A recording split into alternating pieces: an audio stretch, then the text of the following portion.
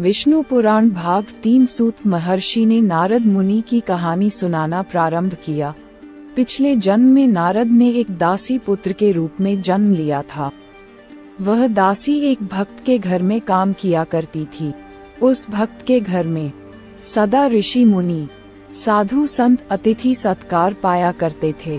बालक नारद उन ज्ञानियों की सेवा में लगा रहता था। जरूरत के वक्त उन्हें पानी पिलाया करता था। विष्णु भगवान की महिमाओं की चर्चा भी बड़ी श्रद्धा व भक्ति से सुनता था। नीर यानी पानी देने वाले बालक का नामकरण नारद करके वे लोग इसी नाम से उसे पुकारा करते थे। इस बीच नारद की मां सांप के डसने से मर गई। बालक नारद को अपने पिता का बिल्कुल पता न था। उसके साथ ही नारद को दासी पुत्र और अनाथ बालक कहा करते थे। कुछ ही दिनों में उस मकान के मालिक का स्वर्गवास हो गया।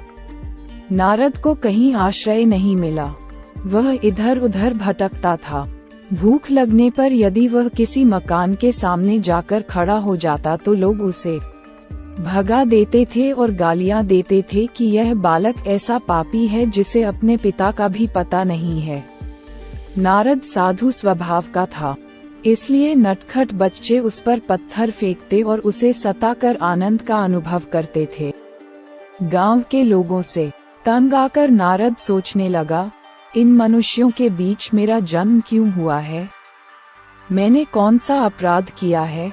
ये लोग मेरे प्रति ऐसे अत्याचार क्यों करते हैं? आखिर कीड़े मकोड़े, जंगल के जानवर भी मजे से जी रहे हैं। यूं सोचते हुए नारद जंगल की ओर चल पड़ा। उसे ऋषि मुनियों की बातें याद हो आईं। मुझे भी तपस्या करके देवताओं के बीच जन्म लेना है। यूं निश्चय कर नारद ने तपस्या करना शुरू किया। अनाथों का जो रक्षक है, जो सारे जगत का पिता है, वही मेरे लिए भी पिता है। वह मुझे कुछ भी बनाए पसंद है। इस प्रकार सोचते नारद ने समय का ख्याल किए बिना भयंकर तपस्या शुरू कर दी। नारद की तपस्या पूर्ण हो गई। उसके भीतर एक तेज ने प्रवेश किया। एक ज्योति के रूप में प्रत्यक्ष होकर विष्णु भगवान ने कहा, वत्स नारद, तुम मेरे अंदर विलीन होने जा रहे हो। इसके बाद तुम ब्रह्मा के मानस पुत्र के रूप में जन्म धारण करोगे। तुम चिरंजीवी होकर तीनों लोकों का भ्रमण करते हुए सदा मेरी स्तुति किया करोगे। इसके बाद नारद ने विष्णु के अंश को लेकर ब्रह्मा के मानस पुत्र के रूप में जन्म लिया और देवमुनि के रूप में पूजा पाने लगे। विष्णु भगवान की लीलाओं के अवतारों में एक नारद का अवतार भी बताया गया है। ऐसे नारद मुनि से उपदेश पाकर ध्रुव तेज गति के साथ आगे बढ़े चले जा रहे थे। उस समय उत्तम कुमार रोते हुए आ पहुंचा और ध्रुव के सामने हाथ फैलाकर उनको रोकते हुए बोला, भैया, आप कृपया जंगल में मत जाइए। आप जंगल में चले जाएंगे तो मैं किसके साथ मिलकर हरि का भजन करूंगा? मेरी माताजी ने आपको डांटा, पर मैंने क्या किया है? मुझ पर आप क्यों नाराज होते हैं? आप रुक जाइए। यूं कहते हुए उत्तम फूट फूट कर रोने लगा। ध्रुव ने उत्तम कुमार के गले लगाकर समझाया, मेरे छोटे भैया, मेरी माताजी ने मुझे जन्म दिया। मुझे क्या ये साबित नहीं करना है कि मेरी माताजी भी महान है? इसीलिए मैं जा रहा हूँ। उत्तम बोला, तब तो मैं भी आपके साथ चलूंगा। आप तपस्या में लग जाइए। मैं आपके लिए कंदमूल फल लाया करूंगा। ऐसा करने पर तुम्हारी माँ रोएंगी। मेरे छोटे भाई, मैं तुम्हारा बड़ा भाई हूँ, इसलिए तुम्हें मेरी बात माननी ही पड़ेगी। जाओ, ध्रुव ने कहा। ध्रुव के मुंह से ये बातें सुनकर उत्तम कुमार वहीं पर लुढ़क पड़ा और रोने लगा। सुरुचि आकर उसे समझाने लगी। इस पर उत्तम गुस्से में आकर बोला, माँ, तुम मुझे छुओ मत। तुम्हारी वजह से ही बड़े भैया जंगल में जा रहे हैं। सुरुचि लज्जा के मारे सर झुकाकर अपने को कोसने लगी, मैं पापिन हूँ। मेरे ही कारण ये सब हुआ। इतने में राजा उत्तानपाद पहुंचकर बोले, ध्रुव, तुम रुक जाओ। ये सब मेरी मंद बुद्धि की वजह से ही हुआ है। मेरा राज्य तुम्हारा है, वापस चलो। इस बीच ध्रुव काफी दूर तक चले गए थे। नारद ने सुनीति से कहा, माताजी, तुम्हारे गर्भ से एक रत्न जैसा पुत्र पैदा हुआ है। तुम अपने बेटे के बारे में बिल्कुल चिंता मत करो, नारायण स्वयं उसकी रक्षा करेंगे। फिर उत्तानपाद की ओर मुड़कर नारद बोले, राजन, हम सबको इस बात पर खुश होना चाहिए। आपके पिता और ध्रुव के दादा स्वयंभुव मनु के वंश के लिए भी बालक ध्रुव अपार यश का कारण बनेगा। इसमें किसी का कोई दोष नहीं है। ये श्रीमन नारायण का संकल्प है। यूँ समझाकर नारद मुनि ने सबको शांत किया। मधुवन में बैठकर ध्रुव ओम नमो नारायणाय का मंत्र जपते तपस्या कर रहे थे। यमुना नदी उस मंत्र में श्रुति मिला रही थी। ध्रुव की तपस्या से तीनों लोग कांपने लगे। कोई यदि कहीं भी तपस्या करता हो तो इंद्र ये सोचकर डरते हैं कि कहीं वह तप करके उनके पद की कामना न कर बैठे। इस डर से उनके तप में विघ्न डालने के लिए वे भयंकर इंद्रजाल रचा करते हैं। इसी प्रकार इंद्र ने अपने वज्रायुध को हिलाकर आंधी तूफान और बिजली गिराकर भयंकर उत्पात मचाए, पर ध्रुव थोड़ा भी विचलित न हुए। इस पर इंद्र ने पत्थरों की वर्षा शुरू की, मगर ध्रुव के सर पर घूमते हुए विष्णु चक्र ने उन पत्थरों को दूर फेंक दिया। उस समय नारद ने जाकर इंद्र को समझाया, आपने ध्रुव को साधारण बालक मात्र समझा है। आप उनका कुछ भी बिगाड़ नहीं सकते। आपको व्यर्थ में अपमानित होना पड़ेगा। इंद्रपद तो ध्रुव के लिए घास के तिनके के बराबर है। अंत में ध्रुव की तपस्या पर प्रसन्न हो विष्णु भगवान प्रत्यक्ष हुए। ध्रुव विष्णु के पैरों से लिपटकर अपार आनंद के मारे मूक रह गए। वे अपने मन में सोचने लगे, भगवान, मैं पूर्ण हृदय से आपकी स्तुति करना चाहता हूँ, लेकिन मैं एक छोटा बालक हूँ। आपकी स्तुति करने के लिए मेरे पास शब्द नहीं है। इस पर विष्णु ने अपने शंख को ध्रुव के गालों पर छुआ दिया। दूसरे ही क्षण वेदों के तत्वों से भरे स्तोत्र पाठ सामगान के रूप में ध्रुव के मुंह से निकलने लगे। विष्णु ने मंदहास करते हुए पूछा, ध्रुव, मांग लो, तुम क्या चाहते हो? ध्रुव भक्तिपूर्वक बोला, हे परम पुरुष, जैसे भौरा कमल से हमेशा लगा रहता है, वैसे ही सदा आपके मधुर मंदहास वाले मुख पद्म को देखते रहने की मेरी इच्छा है। इससे बढ़कर मैं कुछ नहीं चाहता।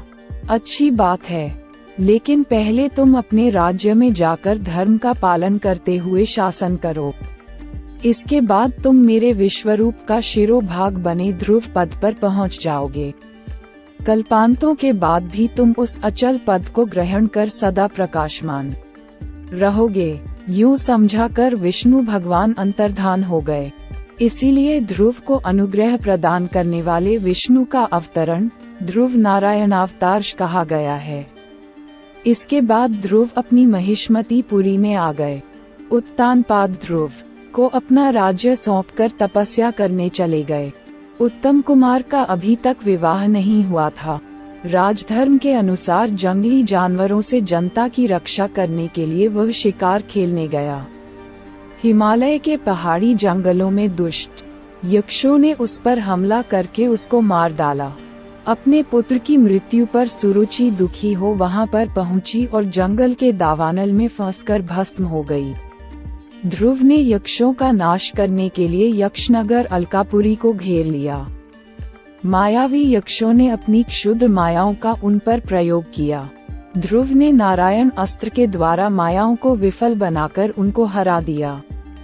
यक्षराज कुबेर ध्रुव की शरण में आए। उनसे मैत्री करके उनको संपत्ति देकर वापस भेज दिया। ध्रुव के कई पुत्र हुए। उन्होंने अनेक वर्षों तक आदर्श शासन द्वारा स्वयंभुव मनुवंश को यश प्रदान किया। अनेक वर्षों तक शासन करने के बाद ध्रुव ने अपने ज्येष्ठ पुत्र का राज्याभिषेक किया और वे बद्रिकाश्रम में चले गए। वहां पर भगवान विष्णु का ध्यान करते हुए स्वर्ण शरीर को प्राप्त किया। भगवान विष्णु के आदेश पर उनके सेवक एक विमान ले आए। वे लोग भी देखने में विष्णु के समान थे और उनके भी 4 हाथ थे। ध्रुव उन दूतों से बोले, मेरी माताजी के लिए जो पद प्राप्त नहीं है, उसकी मुझे भी जरूरत नहीं। इस पर विष्णु के दूतों ने उनके आगे एक दिव्य विमान में जाने वाली सुनीति को दिखाया। इसे देख ध्रुव प्रसन्न हो उठे। वे विमान पर सवार हो ग्रह मंडल, नक्षत्र मंडल तथा सप्तर्षि मंडल को पाकर ध्रुव पद पर पहुँचे। ध्रुव मंडल को विष्णु पद भी कहते हैं। विष्णु का निवास वैकुंठ भी वहीं पर है। ध्रुव देती में गोलोक भी होता है। गोलोक में विष्णु प्रकृति स्वरूपिणी राधा देवी के साथ वेणुज्ञान करते हुए आनंद भोगते हैं। गोलोक के ऊपर गहरा अंधकार छाया रहता है। उस अंधकार के पार विष्णु वैकुंठवासी बने प्रकाशमान होते हैं। ध्रुव सदा विष्णु को देखते उज्ज्वल कांति से द्युतिमान हो उठे। खूंटे से बंधी गाय की भांति सप्तर्षि मंडल उनकी प्रदक्षिणा किया करता है। समस्त ग्रह गणों से पूर्ण शिशुमार चक्र उनके नीचे परिभ्रमण करता रहता है। गोलोक के नीचे ब्रह्मा का निवास सत्यलोक, तपलोक, जनलोक, महलोक, स्वलोक, भुवलोक, भूलोक नामक 7 ऊर्ध्वलोक तथा भूलोक के नीचे अधोलोक कहलाने वाले अतल, वितल, सुतल, रसातल, तलातल, महातल और पाताल लोक, ये 7 मिलाकर 14 लोकों के ऊपर विश्व के शिवराग्र पर ध्रुव समस्त दिशाओं के लिए दिशा सूचक बनकर अचल पद नक्षत्र के रूप में प्रकाशमान रहते हैं। लगन हो तो छोटे बड़े सभी कार्य साधे जा सकते हैं। इसका प्रमाण 5 साल की उम्र में ही तप करने जाने वाला ध्रुव है। यूं ध्रुव की कहानी समाप्त कर सूत महर्षि फिर सुनाने लगे। अगर मत्स्य केवल जलचर है तो कच्छप यानी कछुआ जल और भूमि पर भी चलता है।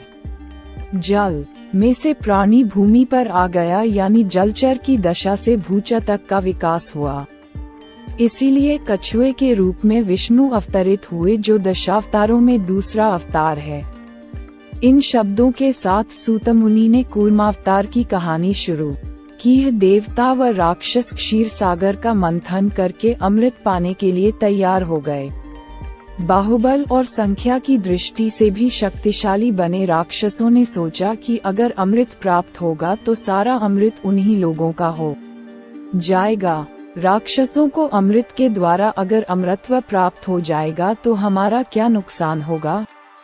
सारी जिम्मेदारी विष्णु की ही मानकर देवता उन्हीं पर विश्वास करने लगे। क्षीरसागर पर मंदर पर्वत को मथानी के रूप में खड़ा करके महासर्प वासुकी को रस्से के रूप में लपेटकर समुद्र का मंथन करने का निर्णय हुआ।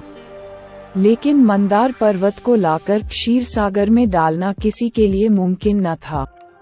विष्णु ने उन पर अनुग्रह करके ये काम संपन्न किया, इसीलिए वे गिरिधारी कहलाए। राक्षसों ने वासुकी सर्प को सर के छोर से पकड़ने का हठ किया। विष्णु ने देवताओं को समझाया कि वे राक्षसों की बात मान लें। तब विष्णु ने भी सबके अंत में वासुकी की पूंछ के छोर को पकड़ लिया। इसके बाद क्षीर सागर को मथने का काम शुरू हुआ। अगर वीडियो पसंद आए तो चैनल को सब्सक्राइब, वीडियो लाइक और शेयर जरूर करें। धन्यवाद दिल से।